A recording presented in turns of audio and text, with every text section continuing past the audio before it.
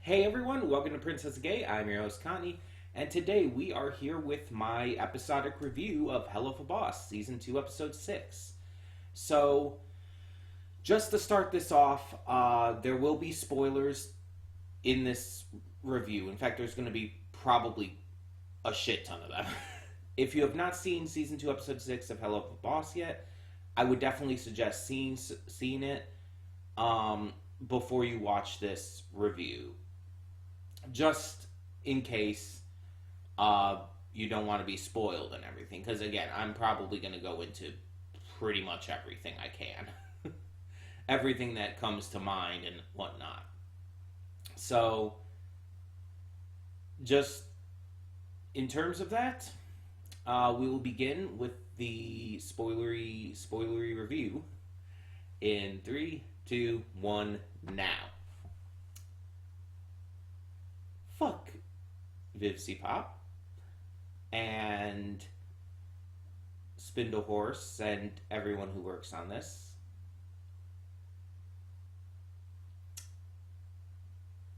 Because it's not fair. This is not fair. To take one of my least favorite characters in this entire series so far, and in the course of an episode, just one episode, turn them into one of my favorites, that's not fair. It's not fair to give that big of a swing on a character for me. Seriously. I'm being completely serious here, too. I'm not just making a joke.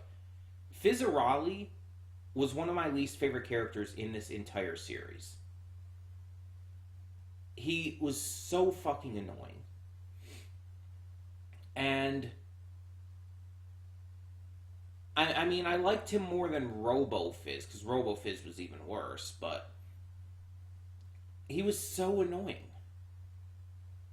I was fine with Asmodeus, but I never liked Fizz.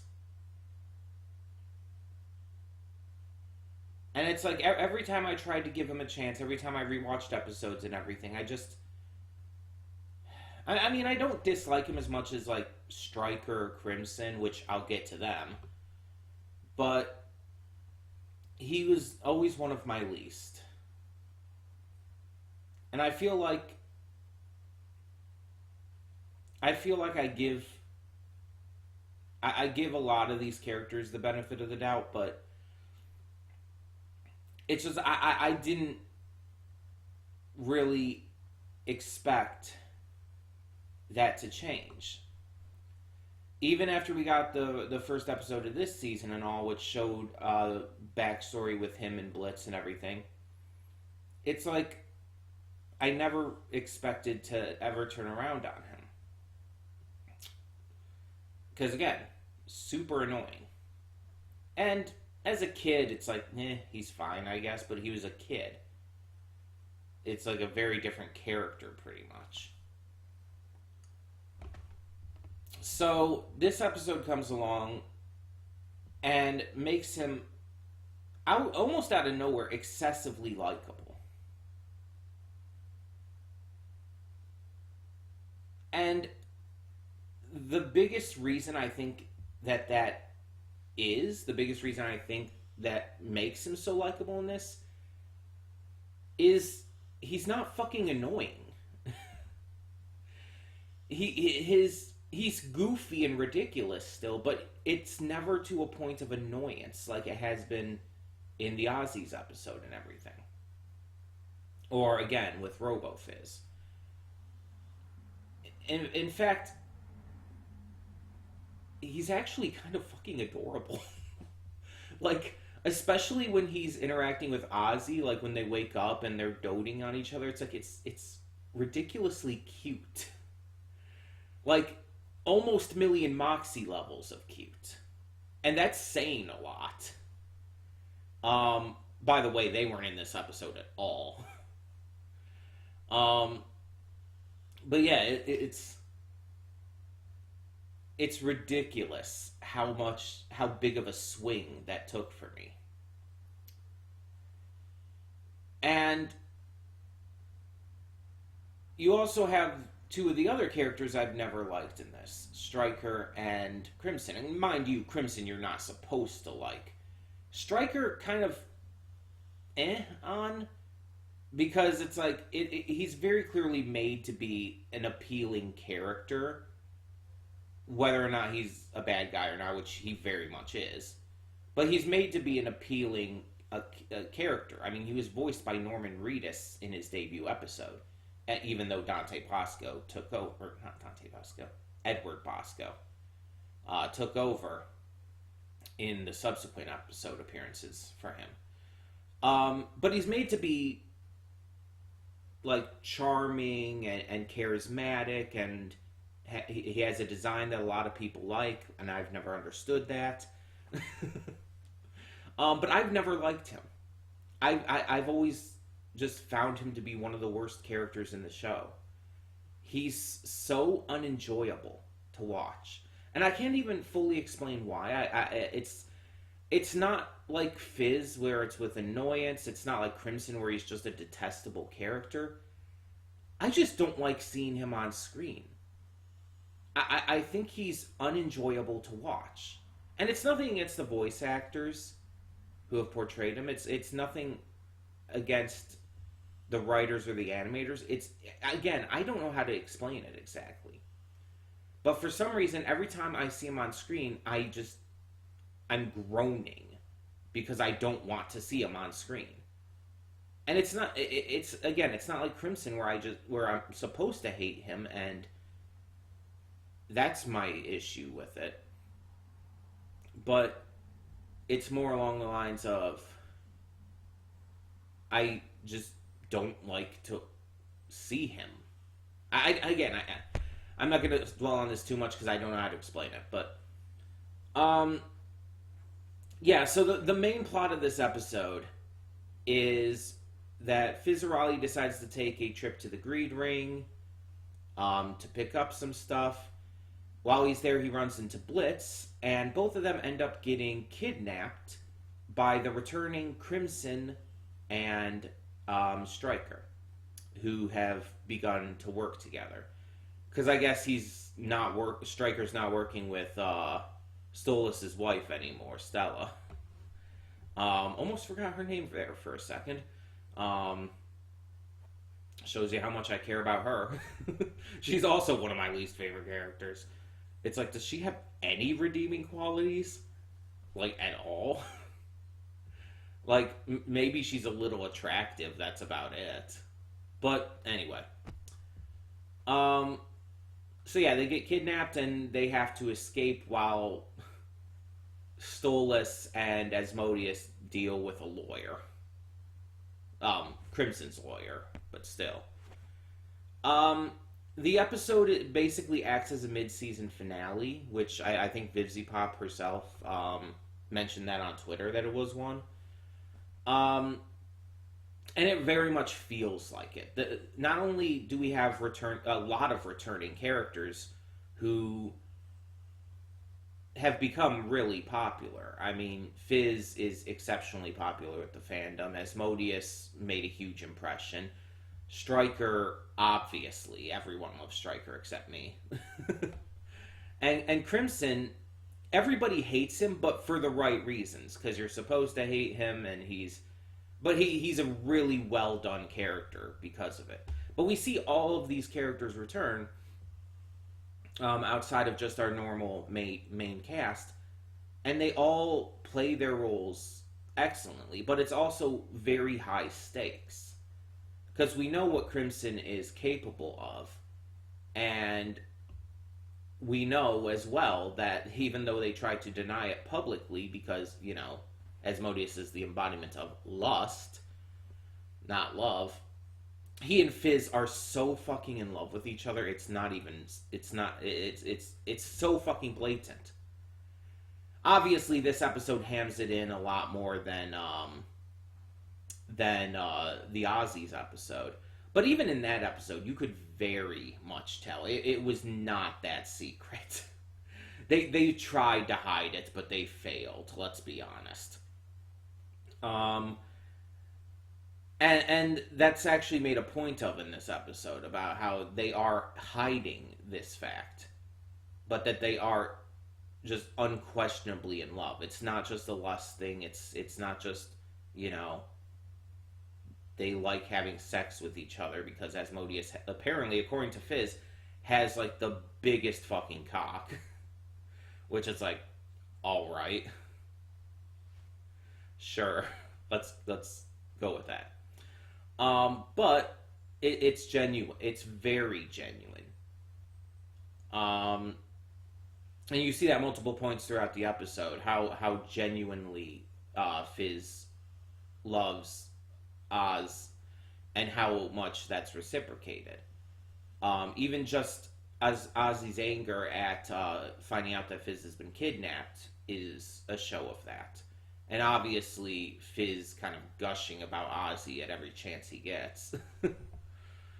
um, but yeah, so Fizz and Blitz have to work together to get out of their cage that they're being kept in. And throughout this episode, they basically have had to work shit out. Because as we know, these two have had a past. They grew up in the circus together, but at some point their friendship turned to animosity. And it was never explained how, but a lot of people kind of guessed right. A lot of people were saying that it probably has to do with Fizzarali's prosthetics and everything, and that Blitz probably did something that caused Fizz to be as injured as he is. And yes, that is what happened. We find out in this episode, as they're talking about, we find out exactly what happened between them and why they hate, well, why mostly Fizz hates Blitz. While they were teenagers, I would presume, still at the circus and all, Blitz did have a little bit of jealousy, but also genuinely cared for Fizz, so he was conflicted and accidentally created a massive fire in the circus tent. And this not only gives us the backstory on how Fizz ends up getting exceptionally fucked up. Like, the visuals, seeing how fucked up he got was like, oh my god. Like, that's actually really fucking gruesome, even for this show. Like, that was just dark. It was graphic. Let's put it that way. I think it's probably the most graphic thing in this series. Like, more so than the sex stuff, even. Because it just is, like, very aggressively gruesome.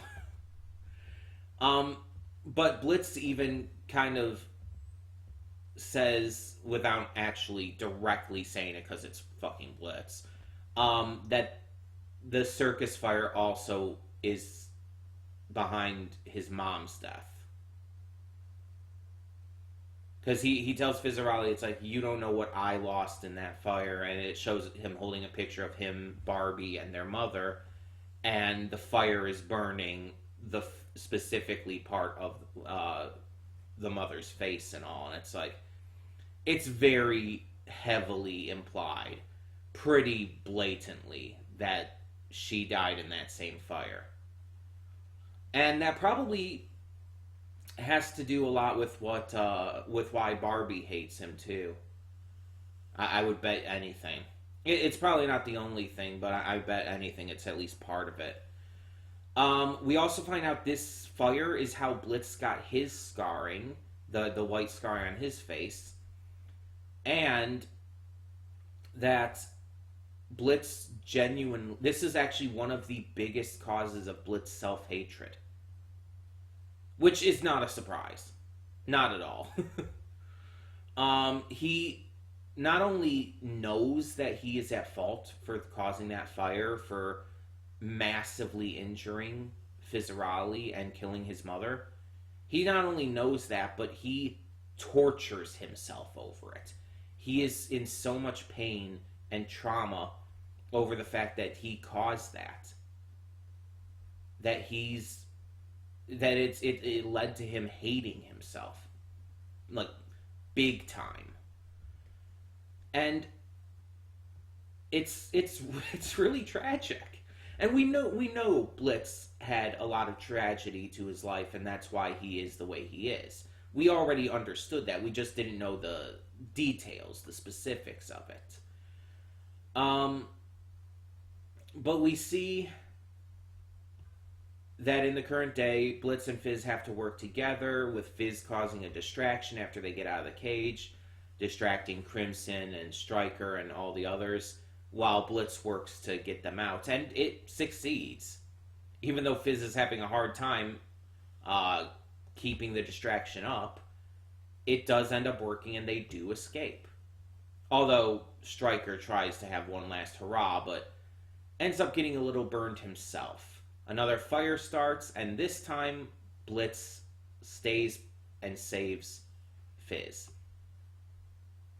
He makes up for his mistake of the past, and he rekindles his friendship with Fizzarali. Which is, I apologize for that, which is something I genuinely did not expect to happen. I genuinely did not think that their relationship would be rekindled at all. Not even just not yet, but at all. I genuinely thought this was something that Blitz was going to have to live with, that his mistake was going to have to be something he would have to carry with him. But the fact that he did genuinely apologize, I think for the first time in this series, he was that genuine about it too. The fact that he did super genuinely apologize, and the fact that he did work to make it better by, actually saving Fizz this time. And yeah, he proved himself. He earned that relationship being mended. And it's probably not going to be perfect, like, right away. It's not like they're going to be buddy-buddy hanging out all the time. No. But, like, the two actively hugged each other at the end. And yeah, Blitz kind of ruined it by saying, would it be, like, bad timing if I wanted to make out with you right now? And it's like, Jesus, Blitz. But this is actually a big deal because it's showing that Blitz, it understands how terrible he is, that he's willing to change, and he just kind of needs that push. Which means that there is possibility for him reconciling with Verosika, and maybe even his sister. I think there's possibility that a lot of things are going to start progressing positively for him. Not like all right away. I would hope not, because that would just be silly and unrealistic. But just things starting to turn in that direction. And I want to see that, because that's what this is all about. Because here's the thing. In the lead up to this episode, I legitimately saw people on Twitter bitching that, oh, we're having another episode focusing on Blitz and his backstory and everything, yet we still don't get enough for Millie and stuff. And it's like, you do know Millie is a side character, right? She's not a main character. Millie and Moxie are side characters. This isn't their show. Blitz and Stolas are the main characters. This is their show. It's about them. If you want more Millie and Moxie, just wait. It's going to happen. I mean, we've already got confirmation on that from VivziePop. But don't forget who the main characters of this show are. It's not all of Imp. It's literally just Blitz and Stolas. They are the main characters. Most of this show is going to center around them and their relationship, their issues, their troubles, all of that. And in this episode, we see continuity from before. Stolas is trying to get the Asmodean crystal for Blitz so he can travel to and from the human world, the living world, without the use of the book. And we know part of that is Stolas kind of seems to want to cut things off a little bit because of just everything that's happened.